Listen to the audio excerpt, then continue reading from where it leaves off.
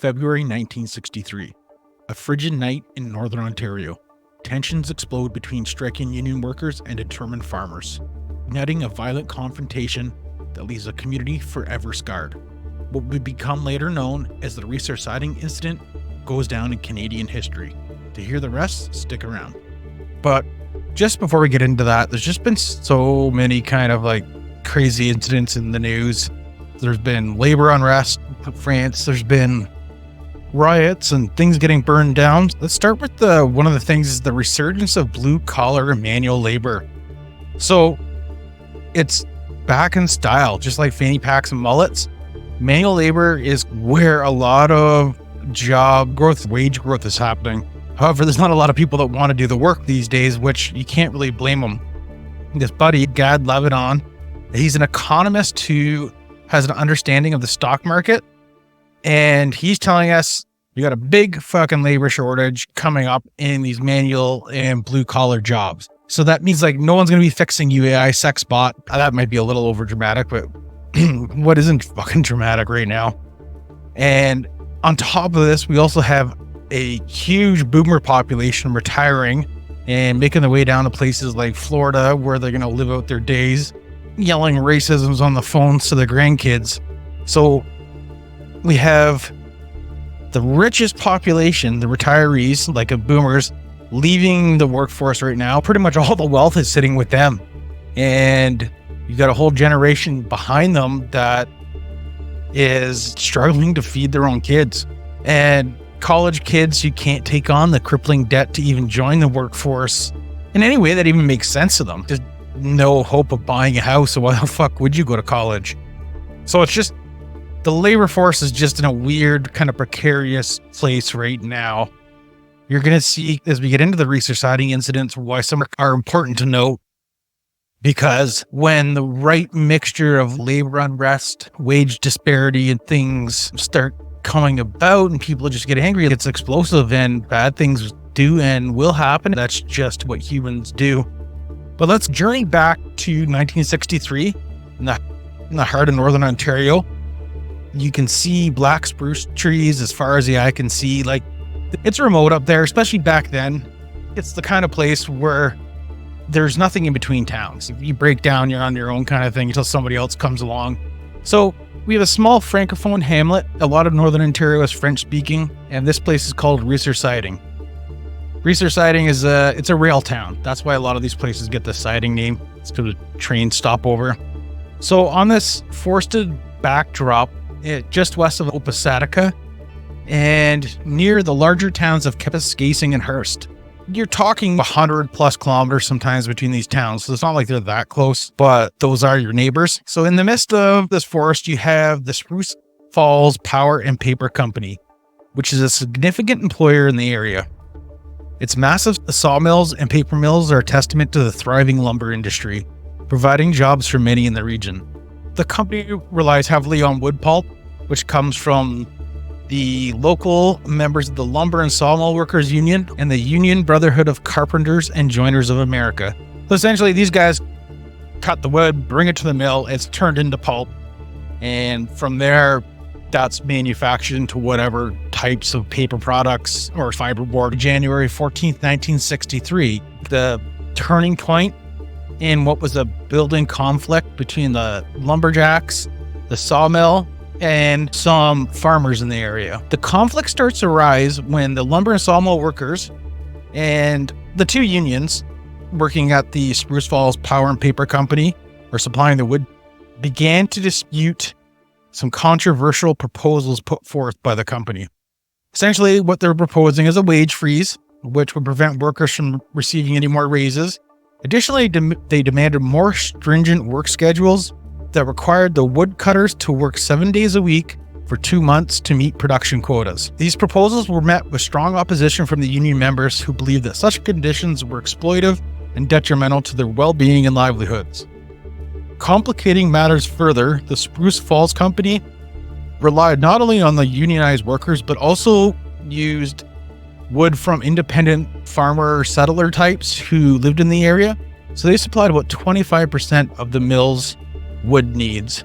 There was pressure from the union for the farmers to halt their sales to support their strike, but the company is pitting these two people against each other. So they're still buying wood from the farmers, but on the other hand, you have the union members who are being demanded maybe to work for less money and longer hours. Yeah, people are fucking pissed. And the tensions start to increase. So the mayor of Kapuskasing, nearby town, Norman Grant, starts to warn that the farmers are becoming desperate enough to resort to violence to protect their livelihoods and resist any interference with their woodcutting activities. The atmosphere starts to become increasingly charged with hostility and frustration as the unionized workers, the farmers and settlers, and the companies all clashed. So you got three groups. They've all got their own little piece of territory, so to speak, that they're trying to defend. So yeah, like, it's funny because Canadians are known for being so like apologetic and passive. And I think that reputation is true sometimes, but also I think when we're pushed into a corner, there's a beast that gets let out, so to speak. And I think you're starting to see that coming to surface these days. And it's scary that I think maybe some people in higher places that are more out of touch don't see that. Just like you'll see in this story, they didn't either. And eventually it's after periods of kind of change or systematic change, there is a quiet, and things have been quiet for us for a long time. So on night of February 10th, 1963, a shipment of 600 cords of wood was scheduled to be loaded on waiting rail cars at midnight. A large group of 400 unarmed union members decides through their strike action to disrupt the shipment. Anticipating a conflict, the local governing bodies stationed some police officers there. The OP, the Ontario Provincial Police, basically has about a dozen officers just chilling out by the loading station, trying to keep the peace between the different groups. So as the union members are protesting or stopping the shipment, 20 farmers happen to also be present. The police separate both groups. The police erected like a simple barrier made from chains, but despite this, union members breached the small police cordon and essentially continuing their march to blockade the stockpile. So in response, the farmers are getting pissed because essentially the farmers are scabbing and not supporting them, and the farmers are like, fuck you, we gotta put food on our table. And the company's just sitting there just waiting for this to finish so they can make them all work for less money. So in order to maintain like the groups, like I said, they're separated. During the protests, shots start erupting from the crowd. Out of nowhere, 11 union members are shot in a surprise attack.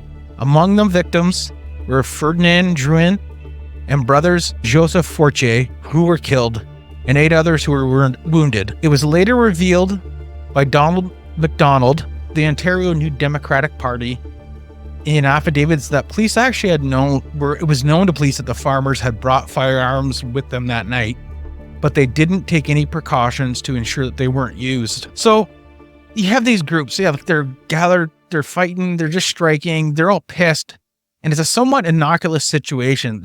And all it takes is, you can't control violence. Like once that beast is out of the bag, human emotions are involved. It doesn't matter who's right and who's wrong at that point. You had those two groups, just like you see today. Like you have groups, like you have protests.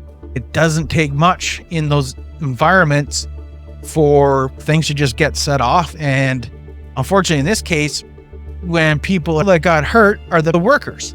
It wasn't the company. It wasn't the sawmill. I'm sure they didn't really lose much. That is to be the thing. Change happens at the expense of the people at the bottom. People died for absolutely no reasons in a company wanting to make money, ultimately causing groups to fight and end up killing each other. In the wake of the tragic events siding, there was a lot of legal aftermath that unfolds regarding the union and regarding the police. So you have the union members and the farmers all facing charges, and a staggering 237 union members were charged with rioting. A significant number reflected the intensity of the clashes that occur. Of those charged, 138 were found guilty of illegal assembly and resulted in substantial fines. The financial burden placed on the union members was definitely a deterrent. Simultaneously, the 20 farmers who were present during the shootings also faced legal repercussions. The police seized various firearms and gave them a stern warning. However, despite the charges brought against them, there was no murder charges that ever stuck against anybody. And essentially, anything that was tried against them was dismissed. And they got away with it because there were so many questions about self-defense. The police didn't really do anything to stop it. So there's some culpability there. The whole element of the thing, essentially, they don't get held account for shooting these people. Actually, I'm not going to say that. I'm going to say that there wasn't enough evidence for them to be held accountable to any degree. No happy ending. Yeah, unless they're getting hand jobs in heaven. So in the face of this tragedy, the union sought to honor the fallen and injured workers. They erected a memorial as a solemn tribute to those who had lost their lives or were wounded during the strike. The memorial still stands as a physical reminder to the sacrifices made to those who fought for better working conditions and the recognition of workers' rights. The province of Ontario has recognized the historical significance of the Reesor Siding Incident and laid out the huge grand gesture of putting a historical plaque at the site. I had never even heard of this incident other than you would drive down the side of the highway and see like a sign. So they go, the historical site of the Reesor Siding Incident. And for a lot of people, that's all it is. Probably to this day, and myself included. That's all it ever was to me until about 10 years ago. My mom, she's like, oh, I stopped there to go to the bathroom. She's like, you gotta go and look into this story. And so sure enough, I did. And it's unfortunate that this story isn't more widely known because here's my take on it. That you can have the police, you can have the government, you can have the unions, you can have the company, but you can have, and they're all present at this thing. And when people are fighting and things aren't going well in society and people are angry, like in this case, the government and even the police being there, it didn't stop it. It didn't stop the violence. It didn't stop anything. The same fights have been going on for probably as long as humanity's existed. So it was truly a terrible incident. And my thoughts to the families, and I'm happy to see that people still to this day are fighting for workers' rights. People need to fight back against these companies or governments or anybody that's taking away their rights. I just want to highlight, like, this is the shit that happens out there. And when you're called in for a shift next time on a Saturday, just remember they don't give a fuck about you. And I will leave you with a few examples of how little they care and to recognize a few of their victims. Edgardo Tuset Echevarria was a temporary worker from Puerto Rico who was assigned to a peeling machine at Future Foam. Despite not being able to speak English or read English, he's assigned to this kind of technical task. This machine is intended to remove rough edges from strips of carpet using sharp blades at high speed. Unfortunately, the safety guard had been removed, and Echevarria was not able to identify this fact because he can't read. While operating the machine, he suffered a catastrophic injury that resulted in the severing of his penis and testicles. Echevarria survived the accident and later filed a lawsuit for compensation for his life-altering injuries. Oh, man. Talk about a bad day at work. I truly wonder, like, how do you get compensated for getting your dick cut off? It depends how bad it was cut off. Are we talking it was ground up, or are we talking it was sliced and reattached? Either way, I'm pretty sure though any hand jobs in his future are going to be coming from a finger in his ass. Next up, in 1979, we have 25-year-old Robert Williams, who's working on an assembly line at the Ford Motor Factory in Flat Rock, Michigan. Williams was retrieving parts from a storage facility where a robot was also working.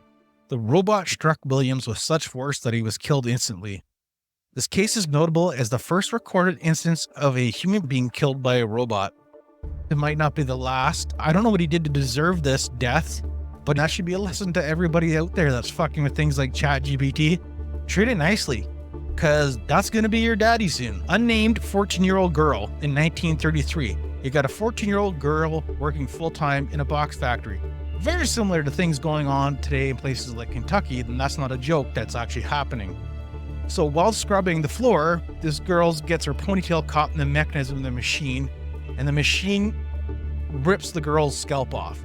And she's rushed to the hospital, and the doctors try to put the scalp back on, and Yeah, later it was revealed to be too late. So she lives and she ends up having to wear a wig, but there's pretty much accountability again in this. So no accountability in this case, and this kid is fucking maimed for life. This wig is actually still on display at Bart's Pathology Museum in London. So yeah, if you want to go over to England and see this girl's scalp, have at her. Next up, we have Gary Hoy, who is a lawyer at a law firm in Toronto. He was known for regularly trying to demonstrate the high quality of the glass on the 24th story of the office. So he would run and hit himself against the window. Anyway, in 1993, during a boardroom meeting, he performed his usual stunt. The first attempt went as usual, but on the second stunt, unfortunately, the glass gave way and he bird boxes out of the window. And that was the end of him. Next, we have Hugo Avalos-Chanant. In 2013, Hugo is working as part of a sanitation crew at a meat packing factory in Oregon. While cleaning the meat grinder, he fell in headfirst into the running machine. His coworker tried to switch the machine off and pull him out, but it was too late. Hugo died from the crushing and chopping injuries. The reason the machine was running during the cleaning process was never really established. Thank you, and join us next time.